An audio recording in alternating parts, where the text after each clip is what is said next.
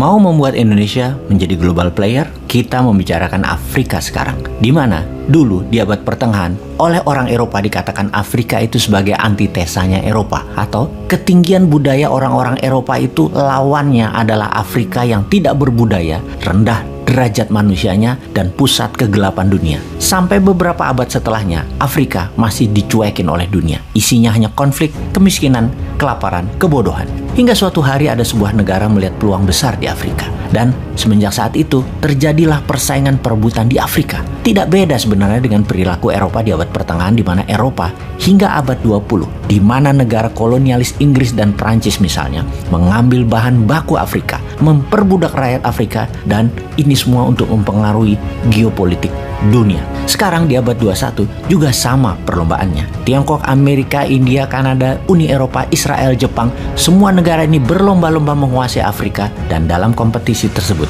satu negara sudah dapat dipastikan menang telak atas perlombaan menaklukkan Afrika, yaitu Tiongkok. Informasi tentang Afrika ini penting karena selama reformasi, Indonesia lupa akan perannya sebagai global player, sangat fokus pada aktivitas politik dalam negeri. Kita mulai pembahasannya tentang Afrika, sebuah benua yang terdiri dari 54 negara merdeka, sovereign country, 17% penduduk dunia, 9,6% penghasil minyak bumi dunia, 90% penyuplai platinum dunia, 90% penyedia kobalt dunia, setengah produksi emas dunia, 2/3 penghasil mangan dunia, 35% produksi uranium dunia, dan pastinya 54 suara atau vote di UNGA atau United Nations General Assembly di PBB. Itulah semua yang membuat Afrika sangat menarik. Itulah yang membuat Afrika sebagai medan perang dari kekuatan global dunia. Semua hal oleh para negara-negara yang dikategorikan global player dilakukan di Afrika, seperti membangun infrastruktur, membangun diplomasi, memberikan kekuatan militer, menggunakan soft power, perdagangan, geopolitik, semua dimainkan dengan gaya berbeda oleh semua negara yang tertarik dengan Afrika. Kita memberi contoh para pemain dunia tersebut, apa saja yang dilakukan di Afrika. Misalnya, di tahun 2016, Israel melakukan manuver di Afrika. Benjamin Netanyahu adalah pemimpin Israel pertama yang hadir di Afrika dalam 50 tahun terakhir. Apa yang dimauinya? Israel memerlukan 54 vote dukungan suara dalam resolusi di PBB, yaitu pro-Israel dan melawan Palestina. Afrika dan Israel punya kesamaan sejarah. Demikian Netanyahu berdiplomasi. Lalu Israel menjadi sponsor atau pendukung kebutuhan Afrika akan energi dengan tenaga surya, penyediaan air bersih, dan dunia pertanian. Di mana kita semua tahu teknologi Israel akan 3 hal tersebut adalah terunggul di dunia. Tentang pertanian di gurun, air bersih dari air laut, dan energi listrik dari tenaga matahari. Kemudian di tahun yang sama, 2016, Senegal memprotes pembangunan perumahan Yahudi di tanah Palestina di West Bank. Apa yang dilakukan Israel terhadap Senegal? Israel membatalkan proyek irigasi The Mashaf Drift di Senegal yang bisa membuat minum 5 juta manusia penduduk Senegal. Sahabat, ini hanyalah salah satu contoh. Dan ada lagi, Uni Eropa akan melakukan investasi senilai 54 billion dolar di Afrika. Pertanyaan kemudian, apa yang diinginkan oleh Uni Eropa? Yaitu akses di pasar Afrika untuk 1,3 miliar penduduk di benua Afrika. Uni Eropa telah melakukan perjanjian dagang dengan 40 negara Afrika. Namun apakah perjanjian dagang ini menguntungkan negara Afrika? Tidak juga.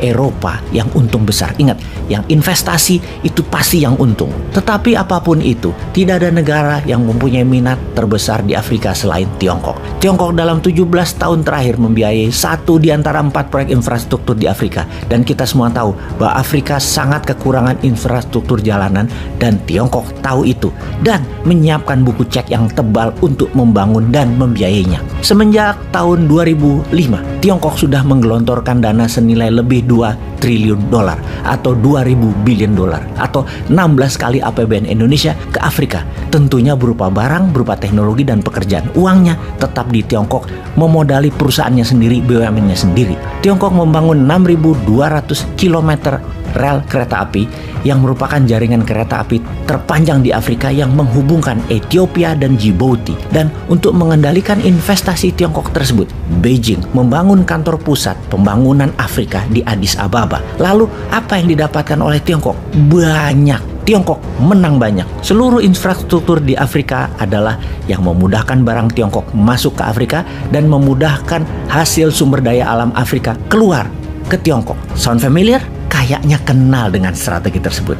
Tapi kita lanjut. Selain faktor ekonomi, Tiongkok mendapatkan dukungan geopolitik di PBB. Tiongkok bukan saja membangun Afrika, tetapi menjual kebudayaan Tiongkok, menjual uang Tiongkok, bahkan sign jalanan di banyak negara Afrika menggunakan huruf Mandarin. Bisa disimpulkan dalam 17 tahun ini, Tiongkok sudah mengikat 50 negara Afrika. Beberapa negara Afrika sudah menggunakan yuan dalam transaksi hariannya di pasar. Dan Tiongkok dapat sebuah lokasi strategis untuk kekuatan angkatan laut dan pelabuhan lautnya. Di tahun 2017, untuk pertama kalinya Tiongkok membangun pangkalan militer di luar Tiongkok di tanduk benua Afrika, yaitu di Djibouti, di Afrika Timur. Djibouti menghubungkan laut Mediterania dengan Samudra Hindia yang melalui Suez Canal. Di pangkalan militer Tiongkok di Djibouti itu, sejumlah 10.000 tentara sudah dideploy di sana. Di sisi produk, Afrika merupakan tempat pembuangan produk Tiongkok terbesar di dunia. Tiongkok merupakan mitra dagang Afrika terbesar yang berkembang 44 kali lipat atau 4.400% dalam 2 dekade ini